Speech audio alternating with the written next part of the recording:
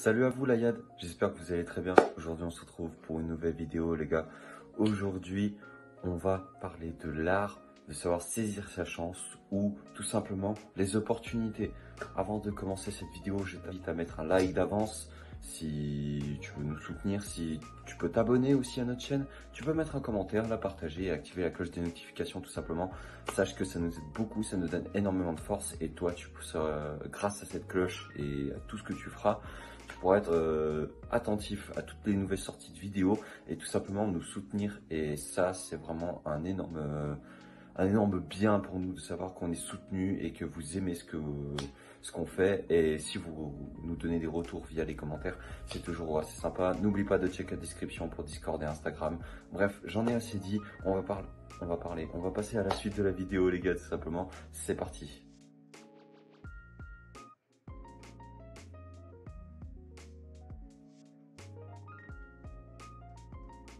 Alors, l'art de saisir sa chance, c'est quoi? Alors, c'est une question toute bête, hein. Alors, les deux questions qui vont suivre sont assez bêtes, mais il faut quand même savoir ce que c'est, ok? Donc, l'art de saisir sa chance. Donc, en gros, les opportunités, qu'est-ce que c'est?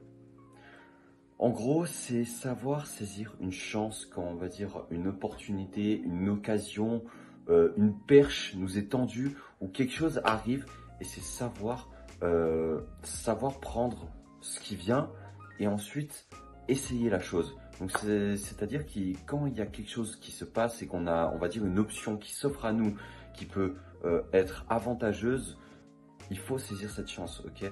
On ne sait pas si on n'a pas essayé, donc il faut saisir la chance. Donc, je dirais que les opportunités, en gros, c'est tout simplement, on va dire, quand tu as une perche qui est tendue, une option ou quelque chose qui t'arrive, qui peut être que bénéfique pour toi, mais il faut essayer pour savoir si ça peut être bénéfique. Et ben, c'est tout simplement, on va dire, une option qu'il faut saisir, une chance, on va dire, qu'il faut saisir. Donc, la suite, à quoi ça sert? À quoi ça sert tout simplement ces opportunités? Ça sert tout simplement à faire en sorte que tu sois la meilleure version de toi-même, que tu sois le meilleur, que tu sois tout simplement la meilleure version de toi. Et aussi que ça te fasse gagner en expérience et aussi pour que, à l'avenir, que tu sois préparé si cette chose doit revenir et tout simplement te préparer à la vie, j'ai envie de te dire. Ces choses vont arriver, ça te permet de gagner un petit peu d'expérience et etc. Tout simplement dans le but de te faire gagner beaucoup plus d'expérience, qui est tout à fait normal. Et encore une fois, il faut les saisir, ces opportunités, s'il vous plaît. Mais ouais, si on devrait résumer, c'est tout simplement gagner beaucoup plus d'expérience. Mais encore une fois, dans la vie, l'expérience fait tout. Donc on va dire que toutes les opportunités sont bonnes à prendre. Ok? Bref, pourquoi toujours essayer et prendre ces opportunités? Tout simplement, encore une fois, plus d'expérience. Qui dit plus d'expérience dit, on va dire, plus d'action, plus de réussite, plus d'essais, plus de ci, plus de ça, tout simplement plus de réussite. Donc si vous avez plus d'expérience, vous aurez forcément par derrière, on va dire, beaucoup plus de résultats fluctuants et plus de réussite derrière. Donc encore une fois, chaque opportunité est bonne à prendre. Donc du coup, chaque opportunité, il faut les saisir. Comme ça, on gagne beaucoup plus d'expérience. Encore une fois, les opportunités, c'est uniquement expérience, expérience, expérience. Mais on avait déjà parlé dans une vidéo et si je me souviens bien des expériences. Et l'expérience, les gars, fait tout dans la vie. Qu'on le veuille ou le non, ça fait tout. Ça fait tout. L'expérience fait tout. Par exemple, quand vous voulez passer un entretien d'embauche, votre premier entretien d'embauche, il va pas forcément être top. Tandis que si c'est votre 10e ou 15e entretien d'embauche, là, vous savez comment vous y prendre. Vous savez comment frapper le patron pour qu'il se souvienne de votre nom et pour qu'il vous engage. Ou par exemple, quand vous parlez à une femme, la première, ce sera toujours, on va dire, un peu médiocre comment vous allez lui parler. Mais par la suite, si vous expérimentez, vous saurez comment parler à une femme. Ou tout simplement, on va dire quoi d'autre?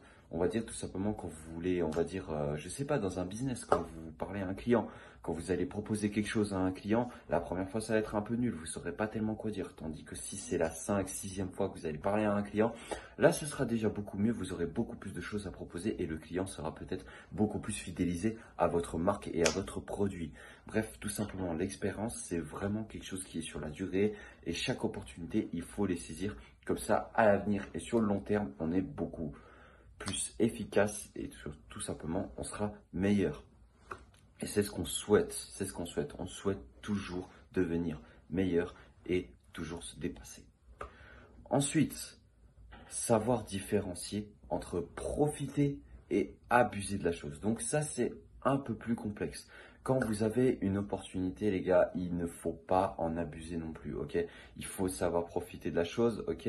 Il faut savoir saisir cette opportunité quand on la saisit, mais il ne faut pas pousser le bouchon trop loin, en fait. Vous voyez ce que je veux dire? On va prendre l'exemple de... Voilà, admettons, encore une fois, un entretien d'embauche. Vous êtes à un entretien d'embauche, on va dire que vous êtes maçon, ok?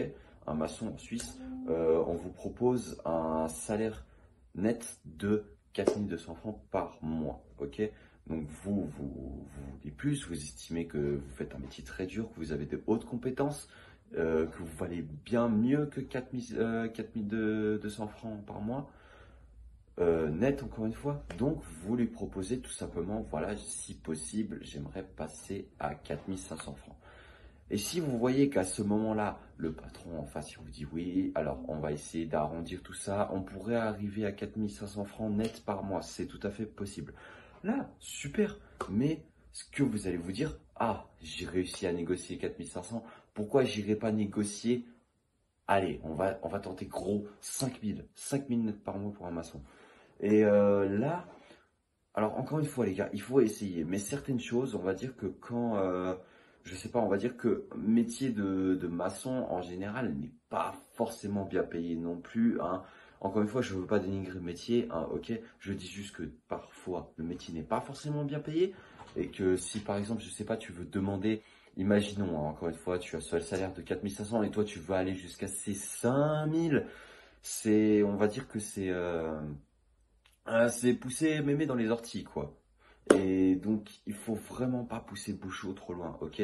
Quand vous avez une opportunité, c'est bien de la saisir, c'est bien d'essayer de négocier, mais n'allez pas trop loin, parce qu'après, c'est juste vous pousser, en fait, c'est juste vous tirer une balle dans le pied, en fait, si vous poussez le bouchon vraiment trop loin. Et au final, après, cette personne qui aura demandé un salaire net de 5000 francs par mois, au final, qu'est-ce que le patron va lui dire? C'est pas possible, vous en demandez trop, allez trouver du travail ailleurs. On ne veut pas de vous ici, on trouvera quelqu'un de autant efficace que vous, mais pour moins cher. Et c'est peut-être vrai parce qu'il y a des gens qui négocient pas forcément leur contrat. Donc vous aurez loupé deux opportunités. Déjà d'avoir un salaire à 4500 net en tant que maçon, ce qui est déjà pas mal.